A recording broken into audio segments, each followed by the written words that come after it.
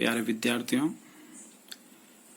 आज हम वैदिक गणित से संबंधित ध्वजांक विधि से भाग करना सीखेंगे। इसमें पहले 2-3 परिभाषाएं हैं, वो समझ लेते हैं।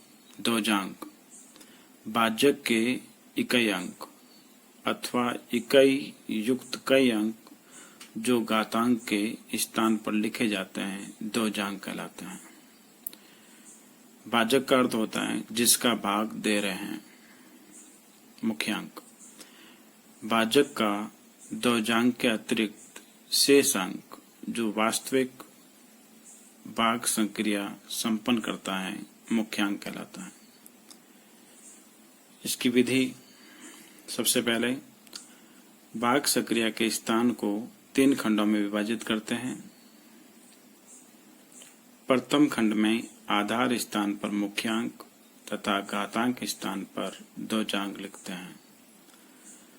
फिर ध्वजांक अंक संख्या के समान भाज्य यानी जिसमें भाग दिया जा रहा है, भाज्य के जितने ही अंक इकाई से लेकर तृतीय खंड में रखते हैं तथा शेष अंक मध्य खंड यानी द्वितीय खंड में लिखते हैं।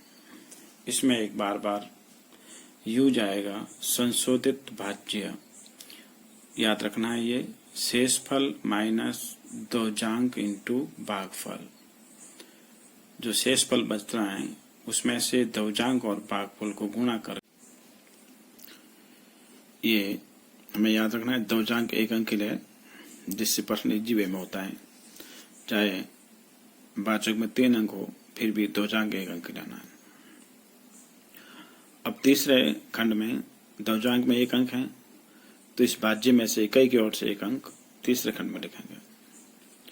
शेष बचे हुए इस प्रकार से अपन दूसरे खंड में लिख लेते हैं और ऐसे एक लाइन बना देते हैं। अब अपन आगे की विधि करेंगे। यहाँ क्रिया विधि लिख लेते हैं, चाहे आप रफ कार्य भी लिख सकते हैं इसमें। सबसे पहले मुख्यांक 7 का भाग देंगे 23 में, 3 बार जाएगा भाग, ये 21 आएंगे और यहाँ 2 शेष रह जाएगा तो यहाँ 3 लिखेंगे पहले। ये भागफल इसमें लिखे जाते हैं। अब जो शेष फल रहे 2, उसको 2 को यहाँ लिखना है ऐसे, तो इसके पास में 7 लिखने पर ये 27 हो जाते हैं। माइनस करेंगे अपन ध्वजांक इंटू भागफल, 4 इंटू 3 यानी 12 को माइनस करना है।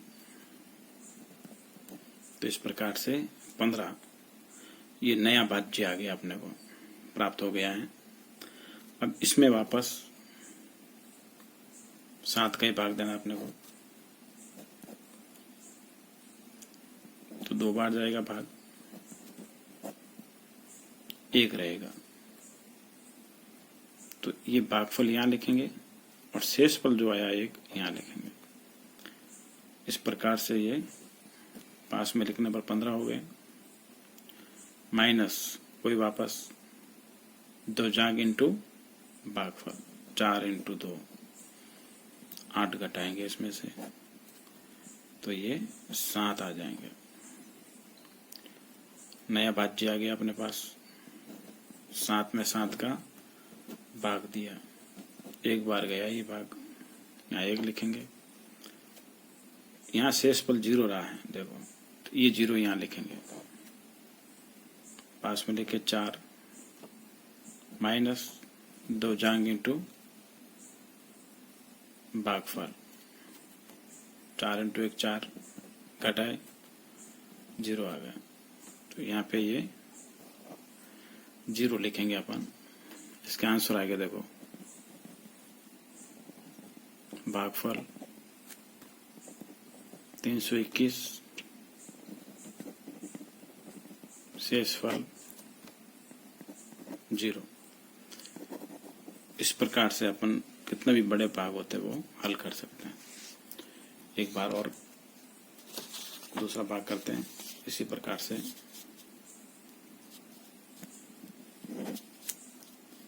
थोड़ी बड़ी संख्या लेते हैं इसमें।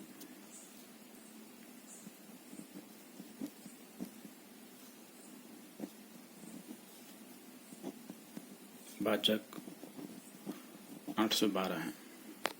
विधि वो का वो है, दो-जांग विधि से हल करना।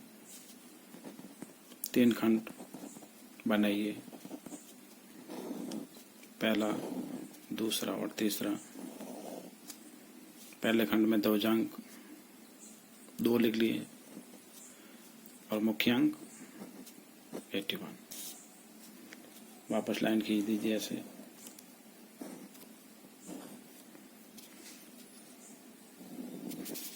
मतलब कार्य के लिए लाइन खींचता है इधर, या क्रियाविधि के लिए।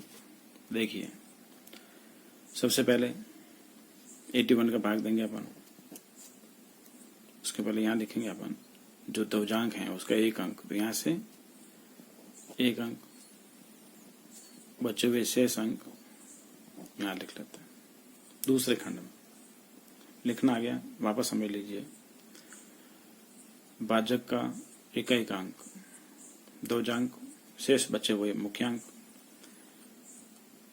दो-जांग में 1 अंक है, भाज्य से 1 अंक तीसरे खंड में, शेष बचे हुए इस 2 के अतिरिक्त जो बचे हुए हैं वो मध्य खंड यानी दूसरे खंड में लिखते हैं और इस प्रकार से ये लाइन ड्रॉ कर देते हैं।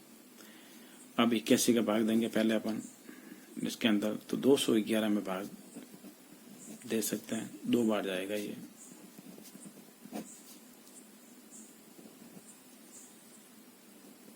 उन 50 शेष रह गए, तो यहाँ 2 लिखेंगे, ये 49 यहाँ लिखेंगे, तो 1 आ गया इसके पास में।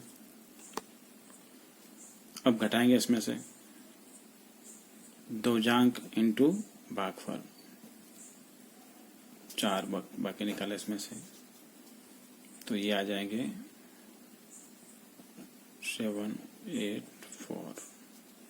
ये नया भाज्य आ गया। वापस भाग देंगे 81 का इसके अंदर, तो ये 6 टाइम्स जाएगा।